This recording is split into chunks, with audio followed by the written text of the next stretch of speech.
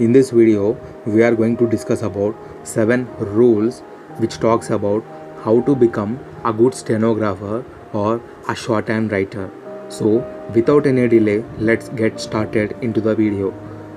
Our first rule is 3 P's and 3 D's. 3 P's is nothing but patience, practice and perfection.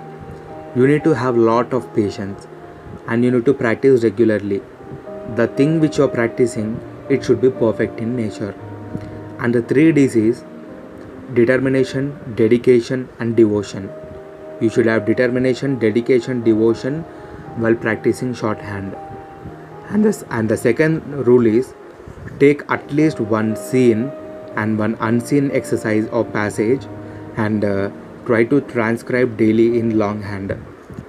So not only taking seen passages, but also you should take unseen passages also once in a while or regular basis. So because it will give you good results.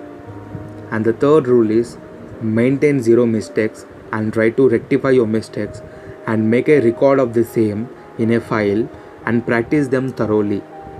See, whenever you're committing any mistake, if you're fixing that mistake and taking that as a base for your success pillar, so it will give you good results, isn't it?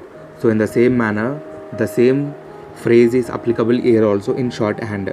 You need to analyze your mistakes, you need to evaluate where and which area in which position you are making the error. You need to fix them and you need to make the list of those errors and you need to practice them thoroughly. It will help you a lot. And the fourth rule is keep revising main principles or chapters of shorthand at least once in a week or fortnight. The lessons and the chapters and the rules and regulations which you have discussed in the Pitman instructor, you need to revise them again and again until you become perfect, until you become familiar with those rules and regulations.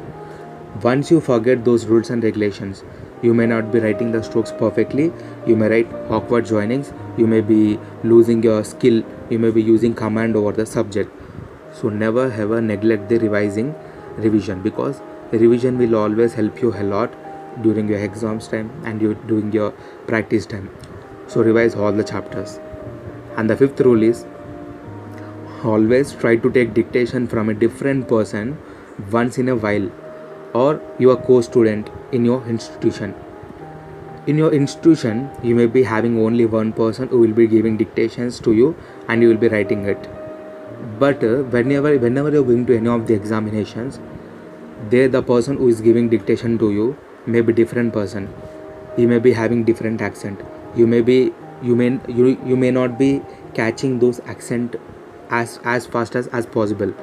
So it will become difficult for you at that moment.